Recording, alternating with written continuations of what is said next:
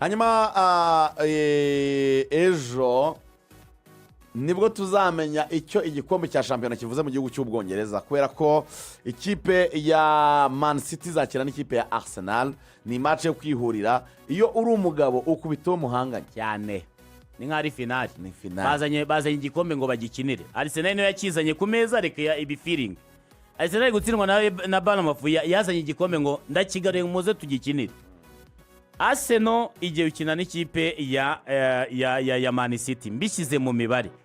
izi saha Arsenal irusha Man City amanota 6 ariko Man City ifite umukino w'ikirarane bivuze ngo Arsenal igiye ukina na Man City iramutse itsinze Arsenal hasigaramo amanota 3 Man City ibitse ikirarane cya Crystal Palace bivuze ngo izatsinda ikirarane igahita ifata umwanya wa mbere mu buryo budasubirwaho igihari ku bijyanye n'abakinnyi badahari n'amakuru avugwa muri ekipe nepo yakomeza ku ikipe ya Arsenal amakuru ari nuko n'ubundi kuri ekipe yagiye ikoreshwa cyane cyane kuri match ya Sporting umukinnyi ushaka kugaruka ni Juliette mbere uyu musore ukina iburyo kuri kabiri arabafasha cyane niwe mukinnyi ushobora kuba yagaruka abandi bo baracyari mu mvune kuko umutoza confirmed yatubwiye ko Bukayo Saka adahari cyari icyifuzo cy'abakunzi ba Arsenal kugira ngo barebe ko uru ruhande Manoni Madueke basigaranye batari kubyaza umusaruro na ba Max Doma nabe yabafasha ariko Manoni Madueke indi nkuru ntabwo imvune yikomeye cyane ariko Bukayo naho hari Martin Ode ntaho hari Mikel Merino aracyari hanze bivuga ngo umukinnyi uri bugaruke ni Juliette mbere kurane rwa Man City nkuru nziza nuko niko iri murabyibuka ko ubushize yavuyemo bagize ngo yagize ikibazo cy'imvune arahari nta kibazo na kimwe ariko nabanye Ruben Diaz ashobora kuba adahari Ruben Diaz we ntawe ugihari ubu nuvuga ku bakinnyi bakoreshejwe ubushize n'ubundi wagarutse nako niko ni wari wagizemo akabazo ariko Ruben Diaz na n'uyu mu defenseur Vardiol ntabahari nabonye ariko barataka Kovacic yatangiye gukina Mateo Kovacic umutoza yavuze yuko yatangiye gukorera hafi y'ikibuga aho bakorera oya na match ahubwo nabonye ko nebe yasimbura no mu bato yarakinnye bategereje ubundi nko mu cyumweru kimwe cyangwa bibiri muratangira kubona muri liste niyo yamuzana n'umusimbura witwa Pep Guardiola Mateo Kovacic aramuzana liste amaze iminsi ari kuzamo ahubwo igisigaye ni ukumuha iminota imujyana mu kibuga ni match navuga ngo match ikomeye kuko ubushize numva yari yamuzanye no kuri liste Mateo Kovacic yarahari biba byiza urabona ko n'ubundi ariko ni match ashatse yazamurebera iminota oya ijyari ni iki rero ku ikipe ya Arsenal Arteta avuze ati tumaze iminsi dutegura iyi match tushaka intsinzi ntituje kunganya yirenze no gushyiramo akantu ko gutsinda ati tumaze iminsi dutegura iyi match dushaka intsinzi ntituje kunganya yibuke ko aheruka kurya ibitego yaratsinzwe kuri Pep Guardiola nawe akavuga ati ndabizi Arteta turaziranye twarabanye hari ibintu ari buze yahinduye ku byagaragaye kuri finali ya Carabao timutagira ngo araza kuri ijyari n'ikirero kuri match Pep Guardiola reka muhere araza kuba ari Etihad Stadium Pep akina imikino yo mu kwezi kwa kane mu myaka nk'ini heruka ishize nako yatsinzwe match imwe ubundi ku kwezi kuri decisive kuri Pep Guardiola baramaje yavango no kwanga kazuba kaba kakara oya niko yasubije aze ko azubize ibisubizo biri philosophique azubize ibisubizo biri philosophique aturi yo akonde natwe twadukona atuvuga kazuba ni kaka azubize ibisubizo biri philosophique gusa icyo njye namukundiye ni kimwe ni nacyo kintu kiri gufasha ikipe ya Manchester City kubona umusaruro turavuga aba defenseur central batarimo Ruben Diaz batarimo Vardiol ariko byibuze ubona ko ekipe yamaze kugaruka mu buringanire kwemera Abdelkader Husanov arimo arakina neza cyane bushize harandi yaramufasha aramubwira ati jya gusuza abafana ubona bashimira nabo bakuri inyuma kuko umaze iminsi yitwara neza ariko Pep Guardiola murabyibuka akina retour na Real Madrid igishushanyo cy'umukino yari yazanye ni nabwo Pep yatangiye kujya adahengeka abakinnyi yahise afata umwanzuro kuvuga ngo ndajya nkinisha ekipe ifite playmaker kuva icyo gihe murabyibuka finali ya Carabao uburyo ya performance neza kuri match ya Liverpool yanishereki kuri match ya Chelsea nibwo twatangiye kubona noneho Manchester City yagira umuyobozi w'umukino tubona noneho Jeremy Doku na Antoine Semenyo akazi kabo ni ukuba beza muri cyagiye babonye ama espace vide ubundi abo bantu babiri ko nabakinisha aba yabaye consigne zitandukanye Jeremy Doku ni nk'umu playmaker ukorera ku ruhande uko we ikina ashinzwe cyambere no kugumana umupira afite ubushobozi bwo kugumana umupira mu maguru ndetse akanacenga akaba yakarira ama espace ku bakinyi bagenzi be mu gihe Semenyo no mukise namwita ngo ni nk'umu mu mamodoka bamwita ngo ni umukopilote kwa kundi umuntu aba afatanya n'undi gutwara akuri hafi no muri rari kwa kundi ufite umuntu kwegera yari umukopilote yanagufasha mu gutwara umukopilote wa Haaland akumenyera umuhanda kuko abantu benshi baraza gufata Haaland nk'umuntu bazi ko ari gutsinda ibitego bya Man City ariko Semenyo iyo yabonye umupira aba direct cyane bamuha umupira yirukanka cyane ashaka izamu akaba yanashotera n'inyuma y'urugo rw'amahina afite icyo kintu cyo kugira amashoti ari kadire kandi abyara ibitego mu gihe bakagira n'undi muntu uba wihishe ngo kuri gatatu witwa Nico O'Reilly iyo bafite umupira kubera ko babizi ko Sherika kina agira amadeshe tekinike kubera ko akunda kuryoherwa n'umupira akagendana nawo ugasanga Nico O'Reilly aje gukuvuramo hagati mu kibuga n'ikindi kintu ngeraho ko abizi ko Bernardo Silva wegereye Rodri ntabwo ari umukinnyi muri combat physique wagufasha mu maduel mu kirere ntago yagufasha ni nayo mpamvu Nico O'Reilly muri cyagiye Pep atarafite undi muntu apeiringa Rodri yamukinishaga nimero 6 akazana Ryan ayitinuri kuri 3 rero icyo Samir asobanura abantu babyumve ntabwo Nico O'Reilly akina ya 3 yo guheza uruhande cyangwa gumeyo oya kenshi usanga yaba yabimukoreye wa mubirigi Jeremy Doko araza kegera mediane harimo n'ikindi kintu ngiye urasamiri kukina sobanuye abantu bigeze no kukibaza Pep ko tubona ari uburyo Haaland wamuhinduriye imikinire udashaka ko aguma ariya mu maguru y'abadefenseri ngo abe predictable mu buryo bwo kumukina nibyo rashyira Antoine Semenyo umukinnyi yarabyishimiye wabonye ko Haaland niyo batsinze yakina intsinzi y'abagenzi be n'ubu ngo baramwegereye rutayizamu wawe Igor Thiago ariko na pressure afite bivuze iki hari uburyo abadefenseri abakurura akabavana mu mirongo yabo cyangwa se mu byicaro byabo bigatuma haboneka espace vide ni nayo mpamvu Antoine Semenyo yafashe umupira aba direct kwizamu abayihuta abagomba kwitaganiza abayiruka ajya gushaka igitego ubona ko Pep cyo kintu uburyo bw'imikino by'umupira akenshi ahita atanga ama-assist kuko nawe amazi iminsi atanga agatera imipira bakayigarura abantu Nico O'Reilly na Haaland bakayitsinda aho rero niyo Arsenal Arteta abantu bifuza ko azira Arteta hari ikintu kimwe kuri Kovacic twavugaga nibutse ko kuri match ya Chelsea yakinnye ako match tuba tutayogeje ari igihe umuntu utabyibuka cyane yakiye match yakiye iminota nka 10 ndibuka ko yagiye mu kibuga numva yagize inyongera none numva Pep yajyaga agira ubwabo bwo gupeiringa bakaseri babiri niyo mpamvu niko Gonzalez atahuriraga mu kibuga n'uwitwa Rodri Cascante ubu none afite uwitwa Mateo Kovacic yanakwegeza imbere uwitwa Bernardo mu gihe byabaye ngombwa urumva nafite Swadi n'uburyo ayituruna byabyiza kuko arafite no kugira Mateo Kovacic Pep abagize undi mukinnyi uzi imikinire ya Man City pressa mwiza cyane akora aragupressinga abakuri mu bitugu hanyuma wenda ku kindi kubijyanye noneho na defense ya Pep ubona ko ntigikunda guhera umupira inyuma basigaye banaga imipira mu mpande no bakajya umuntu yitwara ni Sherika ufite ubushobozi bwo kunyuza umupira ahantu hose burya agaruka ku murongo w'abanye mu kibuga mo kabiri bakamuha umupira hakiri kare akamenya aho agomba kuza kuwutanga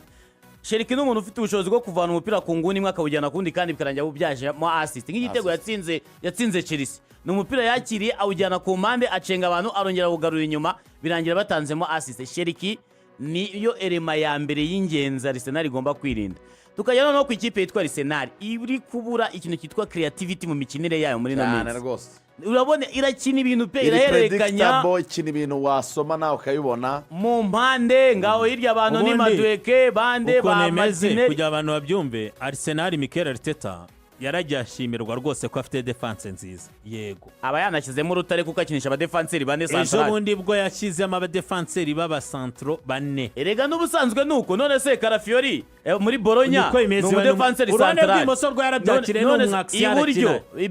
iburyo Ben White yavuye muri Brighton bamuguze nk'umusantro ejo none yabyawumiye kumira arashyira Christian Mosquera kuri match ya Sporting kuri kane na Mosquera nawe erega na William Timba muri Ajax niko yakinaga muri defense central noneho mu kubishimira Mikel Arteta asigaye asaba n'abakinnyi be muri cyagiye abadefenseri bari kudefanda kugaruka cyane gukinana nabo nibutsa za passe kuri Bournemouth ubushize kuri match ya Bournemouth bakinnye passe zisubira ku muzamu zisubira inyuma 38 witwa wazumvise Kwizigira passe 38 zijya ku munyezamu uyu munyakongo wakiniye Everton bamwitana Yannick Borazi yagize ajya kuri social media bifatira ku gakano ariko